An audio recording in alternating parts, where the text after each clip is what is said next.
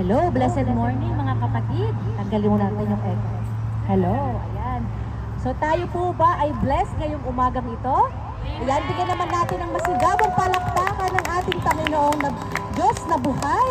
At tayo ay alive, awake, and enthusiastic para sa Lord. Ano? Parang kahapon lang, kagabi lang, tayo magkakasama-sama. Ngayon naman muli, parang ayaw na natin maghiwalay sa isa't isa, no? But praise God, praise the Lord for the successful activity yesterday. And we praise God kasi po ngayon ay binigyan na tayo ng magandang panahon, magandang araw, magandang weather para tayo ay muling magpuri para sa Kanya, magkasama-sama, magkaroon ng fellowship. So ngayon, but before anything else, syempre, kailangan natin papurihan ang ating Panginoon. Umpisahan natin sa magandang aawitan. So before we sing, ang verse po na ito ay parati na nating naririnig. Everything that we do, we need to glorify Him. So according to 1 Corinthians 10:31, it says, whatever you do it all for the glory of God. So at lahat ng ating ginagawa, lahat ng bagay natin na iisip, nasasabi, at mga paplanuhin ay naway, lahat ng ito ay makapuri sa ating Panginoon. So tayo po'y umawi para sa ating Diyos na buhay. Amen!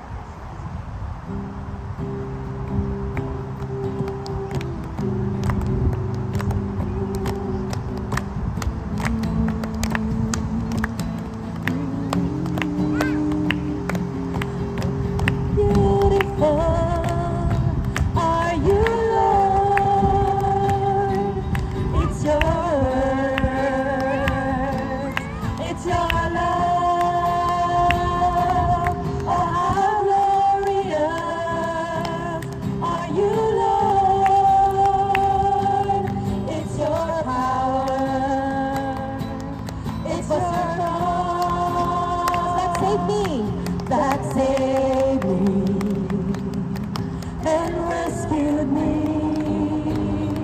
Just a moment there, you set me free. First, how beautiful are you, Lord? Oh, how beautiful are you, Lord? It's your word, it's your love.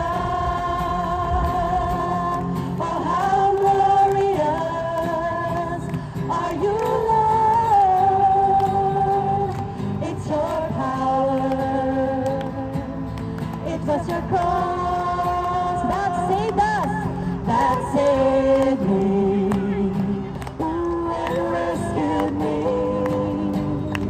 Just a moment there, you set me free. I give you glory, glory. I give you glory, glory. I give you glory, glory. Jesus. I give you glory, glory. I give you glory, glory. I give you glory, glory. Jesus. Oh, how beautiful. Oh, how beautiful are you, Lord. It's your word. It's your love. It's your love.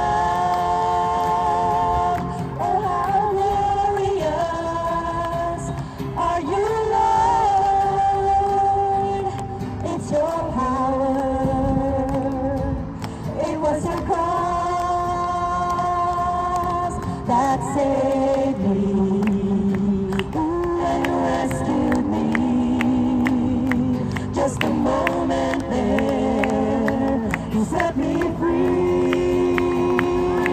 I give you glory, glory. I give you glory, glory. I give you glory, glory. Jesus, I give you glory. I give you glory, glory. I give you glory, glory.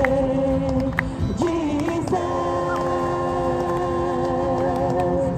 with a crown of thorns, you became my king forever.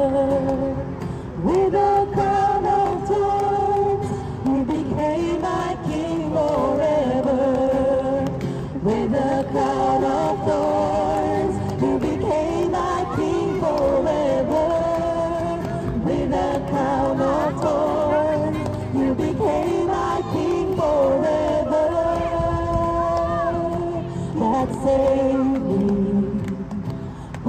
and rescued me.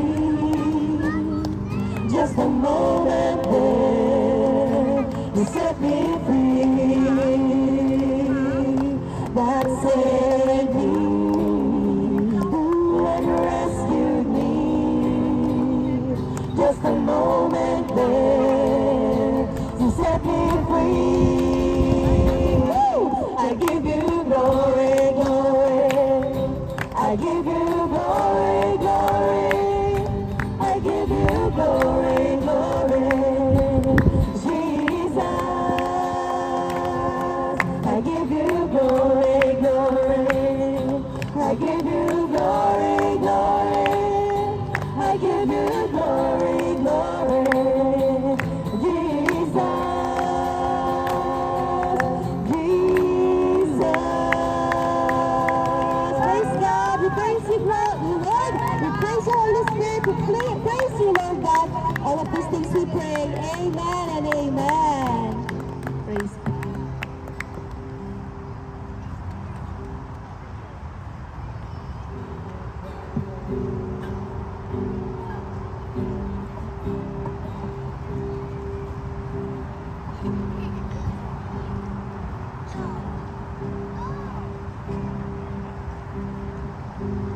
Sige po, patuloy po tayong manatili sa kanyang presensya. Nararamdaman po ba natin siya?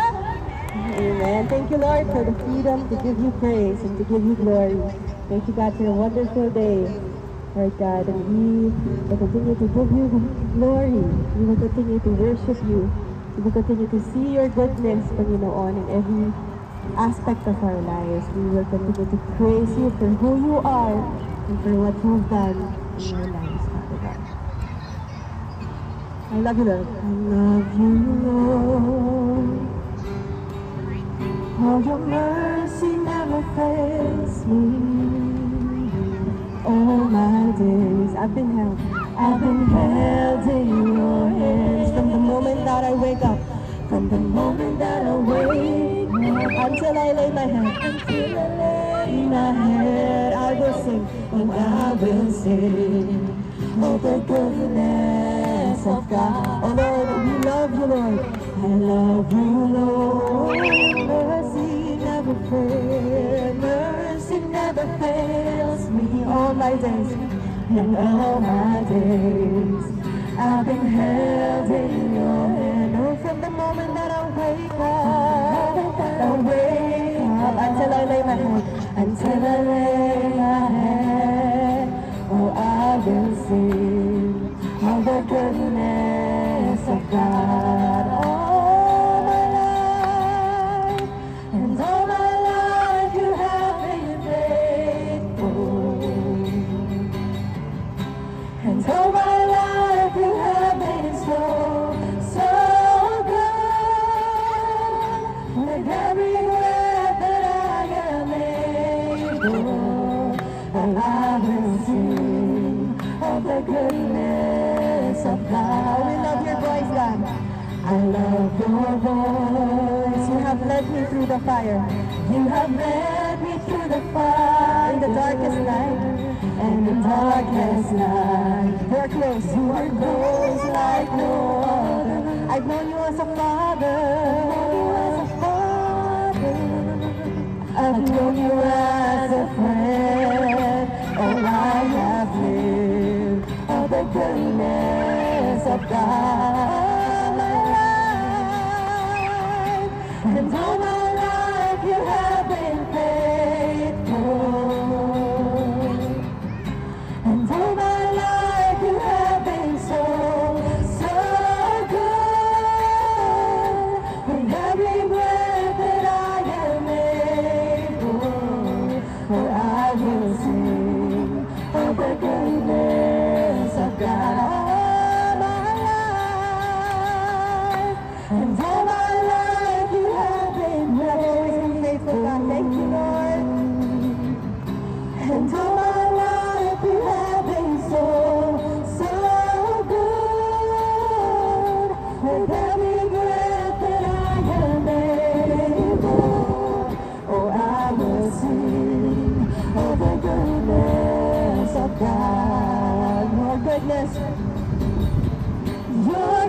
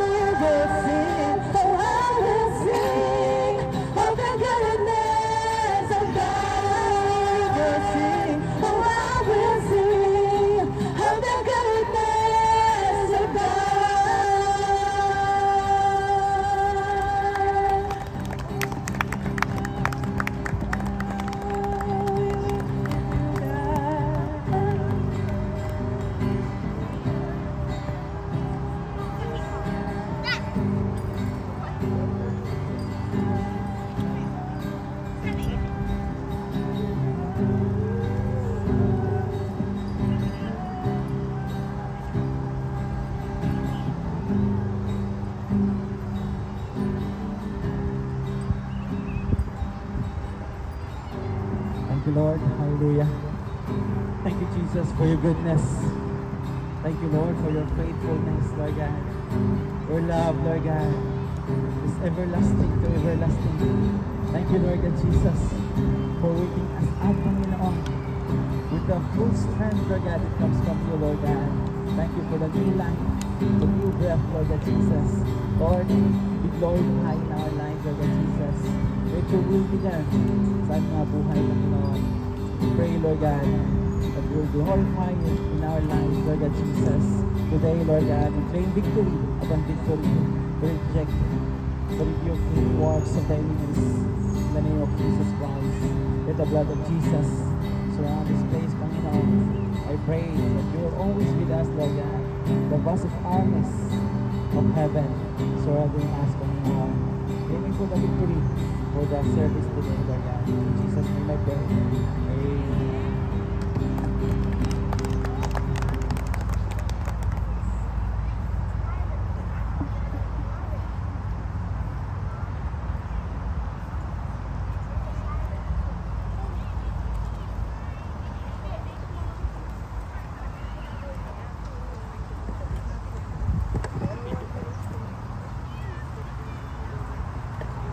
Amen. Praise God. Tayo po makakaupo na. Ha? Sige, sino na?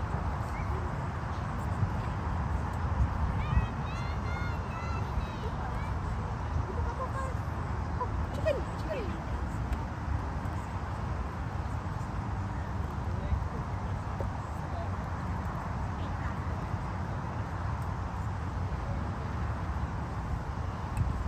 Sige tayo po mag-start. Yung may Bible na dala. Pero pag wala, okay lang na.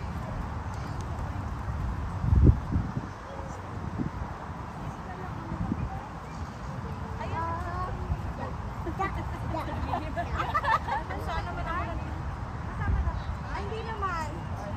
Praise.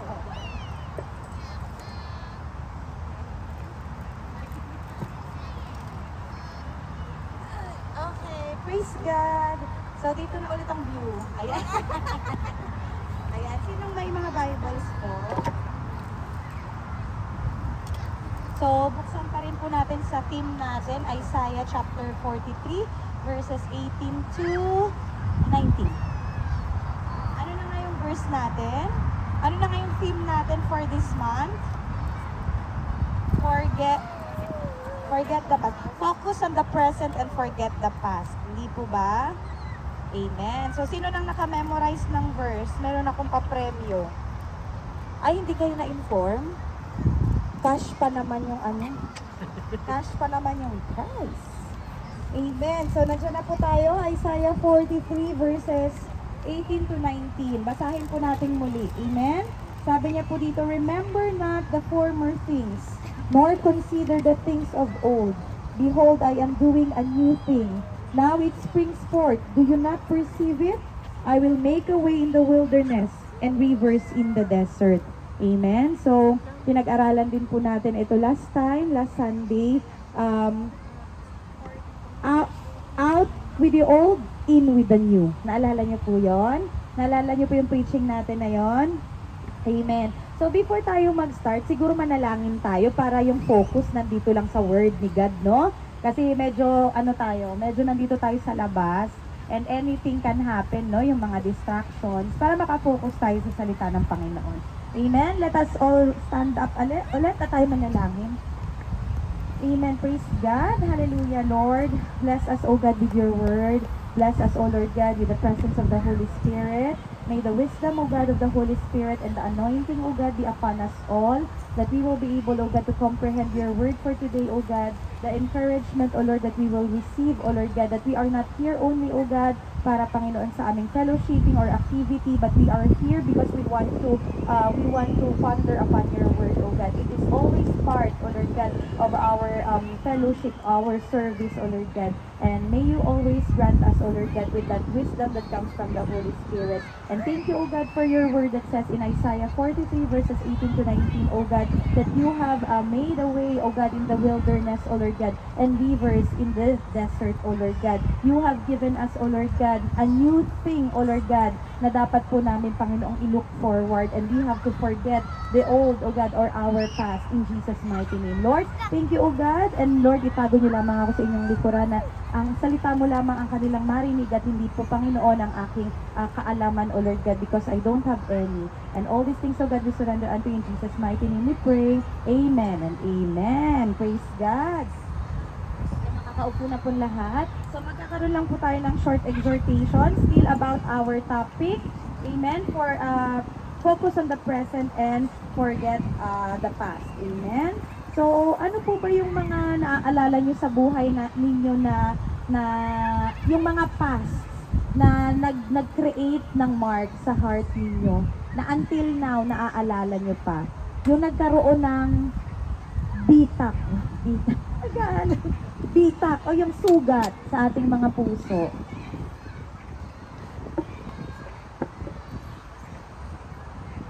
Amen? Sino po yung mga gustong i-share?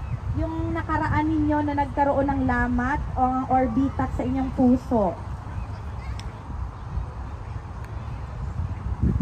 So, syempre, walang magsasalita, hindi ba? So, this is not yung parang perfect na lugar para mag-sharing, Pero anyway, pinapaalala ko lang sa inyo so that you will be able to remember. If you can remember, last Sunday sa ating preaching is, sinabi ko po doon na we can remember yung past natin. It's all because of the faithfulness of God. Hindi po ba kung paano niya tayo itinawid sa past natin. And also, hindi din siya masama na alalahanin yung past natin. But, pag aalalahanin natin yung past natin, it's because inaalala mo siya because you remember the faithfulness of God sa buhay natin. Hindi naman natin totally kakalimutan siya or hindi naman totally ibabaon siya. But, sa pag-forget mo ng past, dala-dala mo sa iyong puso yung bagay na magre-remind sa iyo kung gaano kabuti ang Panginoon. Hindi po ba? Amen. So, kung meron po sa atin na nakakaalala pa ng past, hindi po siya masamang bagay, hindi po siya maling bagay na maalala natin yung past. As long as yung pagpapaalala sa iyo ng past mo is pagpapaalala rin sa iyo kung gaano kabuti ang Panginoon. Amen. Praise God. So, ang exhort ko po ngayon ay saglit lang, kaunting bagay lang, tatlong points lang. At binigyan ko po ito ng title. Ang title niya po is God's Doing a New Thing. Amen. Na-excite po ba kayo? God is doing a new thing daw. I don't know if you are still with me o yung physical na pangangatawan nyo lang yung nasa akin o yung mga mind nyo lumilipad na. Pero anyway, ganun pa man, magpapatuloy ako. Amen. So, title, God is doing a new thing sa buhay natin. Amen. So, ang focus ng exhortation na to is to give you new vision and new interest sa inyong walk sa Panginoon. Walk with the Lord. Amen. So, seek a new vision and cultivate in your heart yung new interest na inilalagay ng Panginoon sa puso natin. Amen. Kagaya po ng history ng Isaiah 43. Bakit siya isinulat ni Prophet Isaiah? Diba? Isaiah 43 was written for the people of God, those who were captives in the land of Babylon. Amen? So the Lord promised them, even though some of them were disobedient, and some of them were obedient, but still Prophet Isaiah wrote this promise ng Panginoon for all the Israelites. Whether you are disobedient or whether you are obedient with the Lord, but He wrote this promise for all of us, and also us included. And it says there that God, forget the former things. Amen? Do not dwell on the past. God is making a new thing. Amen? Yun yung pangako ng Panginoon. And so, I would like to encourage yung mga kapatid that you have to remind yourself every time that you will experience yung discouragement sa buhay natin, whenever you are still dwelling on your past, remind yourself that God is doing a new thing sa buhay natin. And there will be 3 points na makakatulong po sa atin na makapag-focus tayo doon sa new thing. Di ba napakaganda na it's really an encouragement, or it is a good practice for all of us to remind ourselves, God is doing a new thing in your life.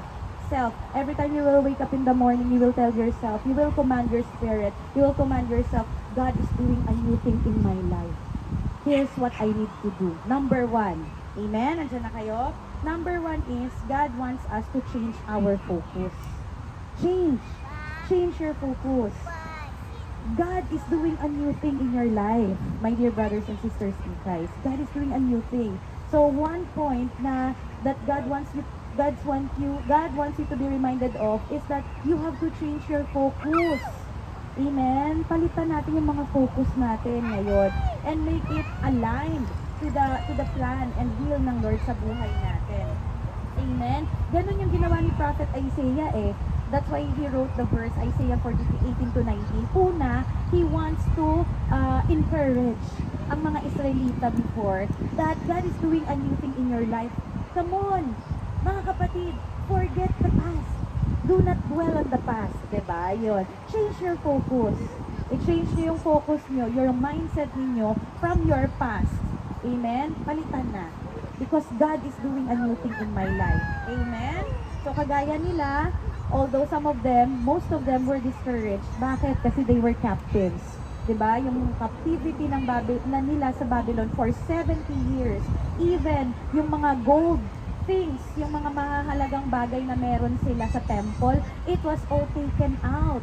It was all stolen from them and it was brought in the land of Babylon. From Israel, yung templo na ipinagawa nila, simula pa kay Haring Solomon, ipinagawa ni Haring Solomon, punong-puno ng mga magagandang bagay, punong-puno ng mga ginto, lahat yun kinuha, dinala sa Babylon.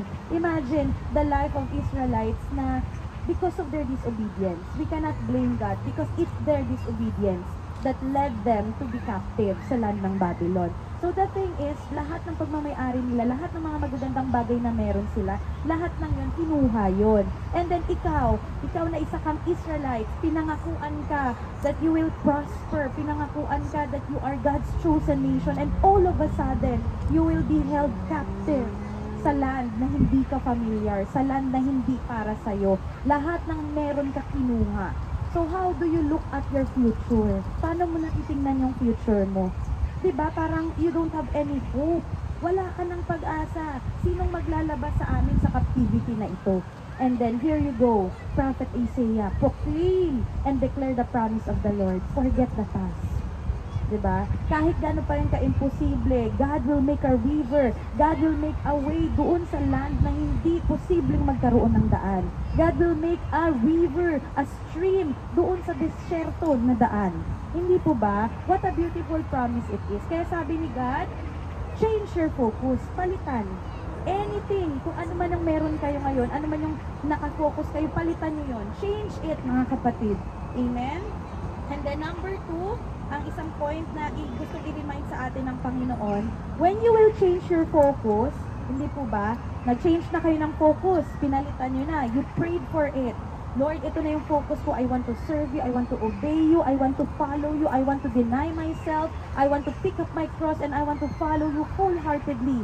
Diba? Nag-change na. I want to be your servant. I want to serve you in the ministry of music. I want to serve you in the ministry of children. Lord, I want to continually follow you. I want to live the rest of my life following you. Yun na yung focus mo. That's my focus. Ngayon, ang next mo na gagawin is you have to pray for it. You have to clarify it. Letter C, diba? Tatlong C kasi ito eh. First is you have to change your focus. And then number 2, i-clarify mo yon. How are you going to clarify your focus? Sino nakakaalam? How are you going to clarify yung focus? Kasi di ba nag-change ka na ng focus. So of course, di ba, every time we will do something for the Lord and even for ourselves, anong gagawin natin? We have to pray for it. Kailangan natin makakuha ng confirmation coming from the Holy Spirit na this is the right focus na binibigay sa'yo ng Lord. Why? Kasi it might be, nadadala ka lang ng emosyon mo. Nadala ka lang ng heart mo. Wow, grabe yung evangelistic concert namin. We're very anointed, very powerful. So ngayon, yung emotion mo, nadala ka ng emotion mo na napaka-victorious ng ating evangelistic concert. Akala mo yun na yun. Yung pala, nadala ka ng iyong emotion. 'Di ba? Heart can be deceiving. Kaya nga sabi sa Bible, guard your heart. Amen? So, hindi lahat ng nagbo-blossom, it might be coming from your heart or sometimes it comes from your mind. Kasi nadadala ka ng sitwasyon. What about if yung evangelistic concert natin ay hindi naging victorious? Let's say, hindi iyon ibinigay sa atin ng Panginoon na victory. What about may binato ng tubig, may binato ng kamatis? 'Di ba? So ano ngayon yung magiging stand mo? Ayoko na lang mag-serve, ayoko na lang kasi failure naman. Kasi, 'di ba? It's based on your emotion. It's based doon ka nag-base sa heart mo. Walang confirmation through the Holy Spirit kasi hindi ka nag-clarify ng focus mo. Hindi mo pinag-pray. You did not receive any word from the Lord confirming na you will serve the Lord. 'Di ba? For the rest of your life. Wala kang na-receive na ganon. So, in order for you to totally receive God's new thing in your life, you have to change your focus, i-clarify mo yon by prayer. Amen? So, ipag-pray natin siya. And then, ask the Lord, if there will still be some doubts, Lord, ito ba yung leading mo talaga sa akin? Lord, is this your leading for me to transfer from Gloucester to Stevenage? Lord, ito ba yung leading mo sa akin after I will graduate from Manchester, I will work here or I will go back to the Philippines? Lord, ito ba yung leading mo sa amin that we will stay here and not in the United States of America? Lord, ito ba? Diba? So, all of those, dapat ipag-pray. All of those, you have to discover. All of those, you have to ask the guidance of the Holy Spirit para i-confirm niya. And then, He will confirm it through your devotion. Kaya, it's very important na magkaroon tayo ng devotion. Amen? Kasi kapag wala siyang confirmation through the Word of God, it's not for you. So how are you going to confirm anything coming from the Lord if you will not have your devotion, if it will not be revealed to you through the Word? Sometimes, how beautiful it is, mga kapatid. Your prayers, your desire, it can be confirmed through the pastors, through dreams, hindi ba? And then it will be shared unto you. And then sometimes kasi, if you will, meron kasi mga nangyayari nito sa church, nag-desire ka, but hindi siya nire-reveal sa'yo, it will be revealed to other people. Amen? And then that will be your confirmation. Kaya ang kailangan po natin is we have to remain in the presence of the Lord. We have to dwell. We have to know where's our dwelling place. Amen? At sabi niya nga sa Psalms 91, we have to dwell in the dwelling place of the Most High God. Amen? Para malapit tayo. We are really close to the Lord and we can hear Him. Amen? Not audibly, but through His Word. Amen? So, after you clarify your focus, you have prayed for it, you have discovered na, oy, nagsesegunda ang Panginoon, eto na nga talaga yung focus ko. Oh, the Lord is really leading me dito sa lugar na ito, or the Lord is really leading me doon sa desire ko. Align yung heart ko at saka align yung heart ni God. Magkaisa kami ng spirit, magkaisa kami ng heart, magkaisa kami ng desire. Then that's the thing. Pag smooth lahat ang nangyayari, how are you going to, my question is, how are you going to discern if that's the will of God para sa inyo? Naituro ko na to many times. May peace, may ano pa? May joy, at saka ano pa? Ha? May third one pa. Kasi yung mga believers, they have always this difficulty understanding the will of God sa buhay nila. They are really having hard time figuring out what is the will of God. Ano ba ang plano ng Lord? And then sometimes nakatingala na lang sila sa langit. Ano ba ang plano sa akin ng Lord? Hindi mo alam. 'Di ba? And so, if there will be one thing na ipapaharap sa'yo ng Panginoon, Sister Sil, nilagay sa puso ni Sister Sil, gustong lumipat sa Stevenage, and then he endured all the process kasi biyahe dito, biyahe doon, and then pinagpe-pray niya na, Lord, this is my heart's desire. I want to go to Stevenage. I want to serve you in JLG and UK. Doon ko gusto. And then, ang tagal ng mga months, walang chances, walang mga leading ang Lord. Then, here you go, meron nag-open na application. Even si Brother Bryce nagsasabi may opening daw sa endoscopy, may opening sa endoscopy. Tingin naman kami ng tingin sa list, pero wala namang opening sa...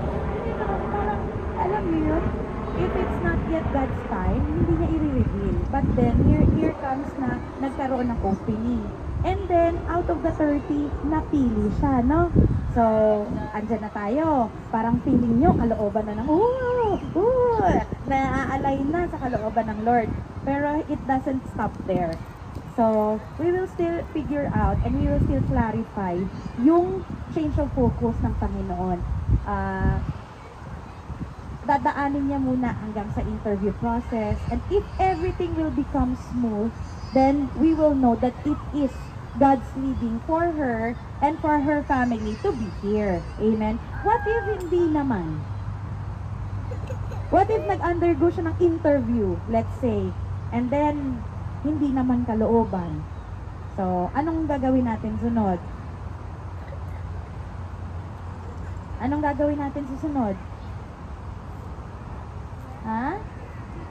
Continue praying. Pray lang ng pray until you will reach yung heart ng Panginoon na naka-align sa heart mo. Kasi nga sis, baka nga magtatayo tayo doon ng church.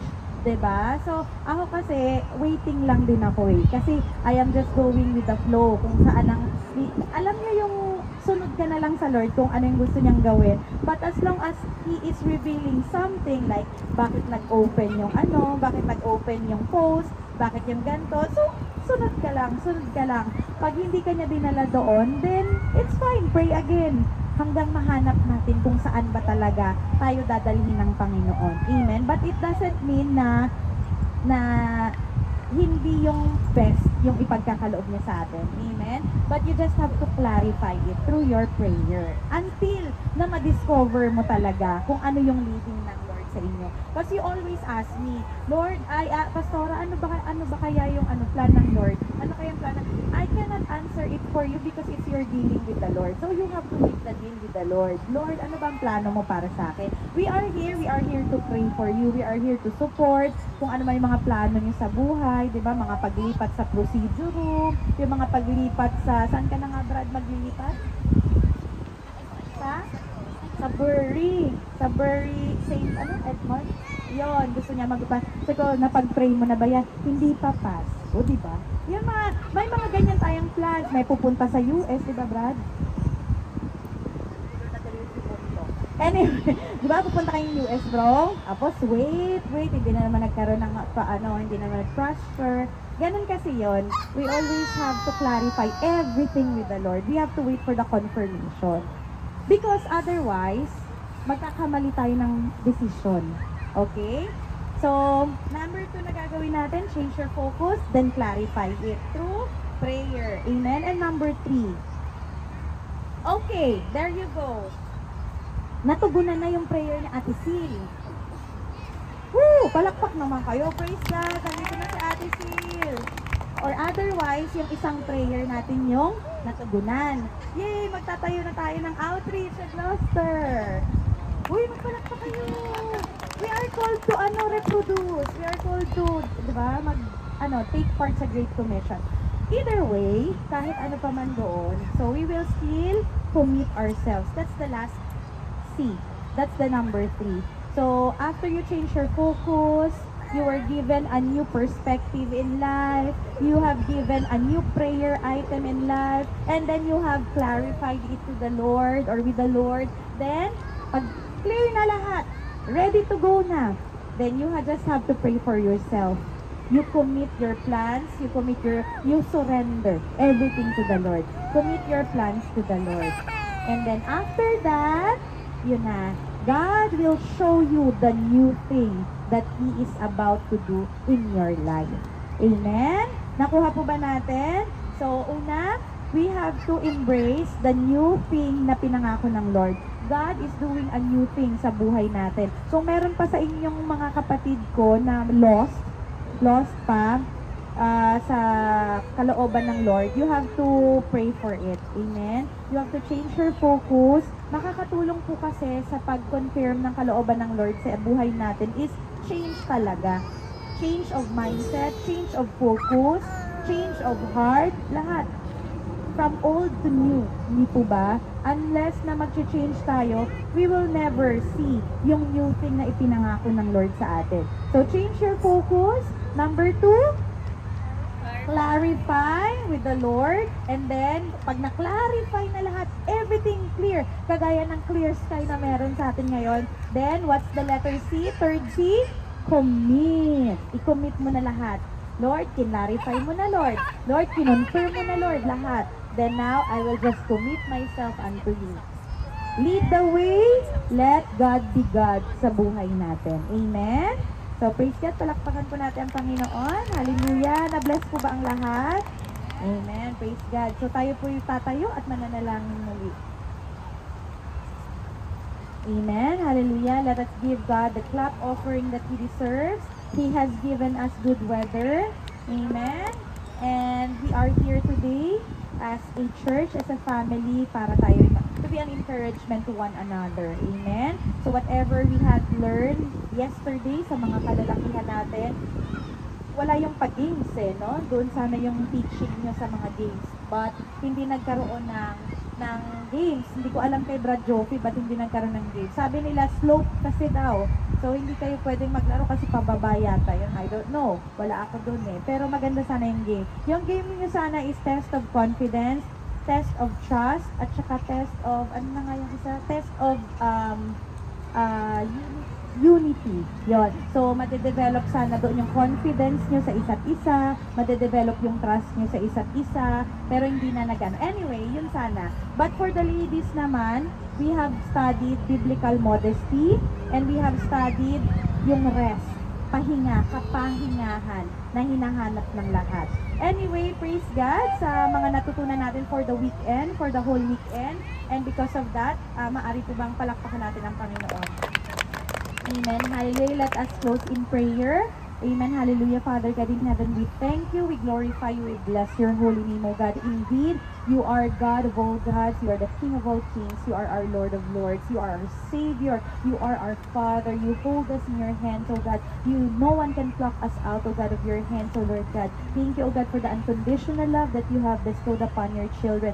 Thank you for the hope that we have in you, even though, O God, the world where we are walking, we are living right now seems so dark, O God, but you are the light in our path, O Lord God. Your word will continually enlighten us, O Lord God. Lord, thank you for reminding us of the good thing or the new thing that you have prepared for us. Lord, allow us to change our focus, to clarify everything, O Lord God, according to your will and purpose.